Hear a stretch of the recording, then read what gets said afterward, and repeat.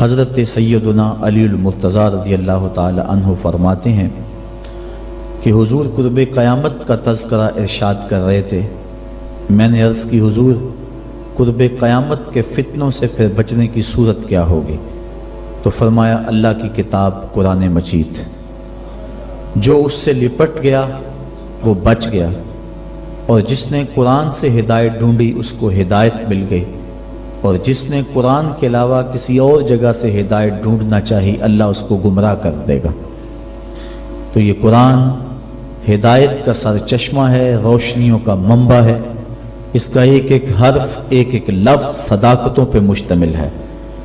دنیا کی کوئی کتاب ایسی نہیں جس کے بارے میں یہ دعویٰ کیا جا سکے کہ اس میں غلطی کا امکان نہیں۔ بڑے سے بڑا مصنف بھی کتاب لکھتا ہے تو اس کی ابتدائیے میں یا اس کے آخر میں یہ بات ضرور لکھتا ہے کہ میری کتاب میں کسی طرح کی کوئی غلطی پائیں تو مجھے مطلع کر دیں تاکہ آئندہ اس کی اصلاح کی جا سکے۔ لیکن قرآن وہ ہے کہ کھولو تو پہلی بات یہ ملے گی ذالک الکتاب لا ریب فیہ، کوئی غلطی ہے تو بتاؤ، اس میں غلطی نام کی گنجائش تک نہیں۔ یہ صرف دعویٰ قرآن کا ہے، اور قرآن کے علاوہ کسی کتاب کے بارے میں آپ کو یہ دعویٰ نہیں ملے گا۔ حضرت امام شافعی رحمۃ اللہ تعالی علیہ نے ایک کتاب لکھی اور ایک شاگرد کو کہا کہ اس کو میرے سامنے پڑھو۔ جب اس نے پڑھا تو آپ اس کی کئی غلطیوں پر متنبہ ہوئے کہ اس لفظ کی بجائے یہ لفظ ہوتا تو کیا خوب تھا، اس حرف کی بجائے یہ حرف ہوتا تو کیا اچھا تھا۔ تغیر و تبدل کرتے رہے۔ اگلے دن فرمایا پھر پڑھو، اس نے پھر پڑھا، پھر نئی غلطیوں پر متنبہ ہوئے۔ اس طرح 70 مرتبہ وہ کتاب آپ کے سامنے پڑھی گئی، 70 مرتبہ اس کی غلطیوں پر مطلع ہوئے۔ پھر اس کے بعد فرمایا داہو، چھوڑ دو، شافی کی کتاب اس قابل نہیں ہے کہ اس میں غلطی کی گنجائش نہ رہے۔ یہ اعزاز صرف اللہ کی کتاب قرآن مجید کو حاصل ہے کہ اس میں غلطی کی گنجائش اور غلطی کا امکان موجود نہیں ہے۔ یہ صرف کتاب اللہ ہے قرآن مجید کہ جس میں غلطی کا امکان تک نہیں ہے۔ اور دنیا کے بڑے بڑے دانشور، دنیا کے بڑے بڑے ادیب، شاعر، ان کو بطور تحدی یہ کہا گیا اگر اس کتاب میں تم شک پاتے ہو جو ہم نے اپنے بندہ خاص پہ نازل کی تو اس کی مثل ایک صورت ہی لا کے دکھاؤ۔ تو پھر آج تک کوئی نہیں لا سکا، ممکن ہی نہیں ہے۔ ممکن ہوتا تو کوئی ضرور محنت کرتا۔ الاتقان فی علوم القرآن کے اندر امام سیوطی لکھتے ہیں اگر قرآن کی مثل لایا جانا ممکن ہوتا تو بدر اور احد کی لڑائیاں نہ ہوتی۔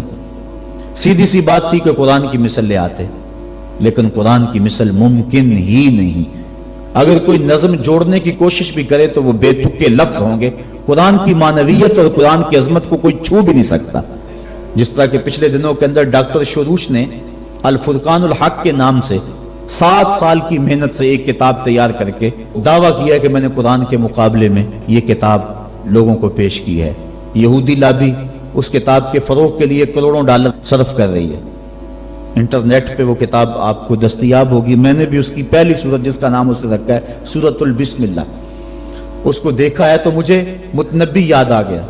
متنبی نے بھی کسی دور میں کوشش کی تھی قرآن کا مقابلہ کرنے کی، اور قرآن مجید کی ایک بڑی معروف سورت ہے القاریہ مل قاریہ وما ادراک مل قاریہ، کھڑکھڑانے والی، کانوں کے پردوں کو چیر دینے والی وہ گونج اور وہ گرج اور وہ آواز، انسان سراپا حیرت ہے۔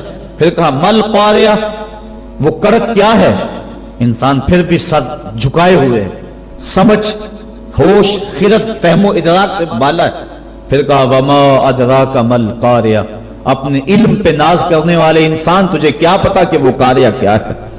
یہ ہے قرآن کا اسلوب۔ اب متنبی نے بھی کوشش کی، اب وہ کہتا ہے الفیل مل فیل وما ادراک مل فیل، اور کہتا ہے میں قرآن کا مقابل لے آیا۔ فیل عربی میں ہاتھی کو کہتے ہیں۔ اب القاریہ ایک چیز رکھی گئی، کھڑکھڑانے والی، کانوں کے پردے کو چیر دینے والی۔ اب نہ اس کو کسی نے سنا، نہ اس کو کوئی تصور دماغ میں لا سکتا ہے۔ انسان حیرت میں ڈوب گیا۔ پھر دوسرا سوال اس کے اوپر وارد ہوتا ہے مل قاریہ، حیرت ختم نہیں ہوتی۔ پھر کہا وما ادراک مل قاریہ، اور پھر بتایا اس دن انسان پتنگوں کی طرح زمین پہ بکھرے ہوئے پڑے ہوں گے، کوئی کسی کا کوئی پرسان حال نہیں ہوگا، اللہ تعالیٰ پورے قہر و جلال میں ہوگا، اور اللہ تعالیٰ پوچھے گا این المتکبرون، تکبر کرنے والے کہاں ہیں؟ تو اس وقت کوئی سر نہیں اٹھا سکے گا. پھر اللہ فرمائے گا این الملوک، بادشاہ کہاں ہیں؟ تو کوئی سر نہیں اٹھائے گا. پھر کہے گا انا المالک، میں بادشاہ ہوں، تکبر مجھے زیبا ہے. تو وہ اس دن کا نقشہ کھینچا گیا ہے. تو القاریہ مل قاریہ وما ادراک مل قاریہ، یہ سوال در سوال ہوتا چلا جا رہا ہے. اب ذرا متنبی کی بے تکی بات دیکھیے. الفیل، فیل عربی میں ہاتھی کو کہتے ہیں. جب کہہ دیا الفیل بات ختم ہوگی. پھر کہتا ہے مل فیل، ہاتھی کیا ہے؟ فیل کہنے سے بات سمجھ میں آ گئی کہ ہاتھی ہے. پھر کہتا ہے مل فیل، سوال بنتا ہی نہیں. لیکن پھر اس کے بعد کہتا ہے وما ادراک مل فیل، تم کیا جانو کہ ہاتھی کیا ہے؟ بچہ جانتا ہے کہ ہاتھی کیا ہے. لفظ تو جوڑنے بیٹھ گیا لیکن معنویت کہاں سے لائے؟ تو کہا قرآن کی مثل تم لانے کی استطاعت ہی نہیں رکھتے ہو. تیرے سامنے یوں دبے لچے فصحا عرب کے بڑے بڑے، کوئی جانے کے منہ میں زبان نہیں جسم میں جان نہیں. 7 مہینے تک کعبے کی دیوار سے سورہ کوثر لٹکی رہی تھی، اور عرب کے بڑے بڑے شاعر اور ادیب اور قصیدہ نگار قرآن کی مثل لانے سے قاصر رہے.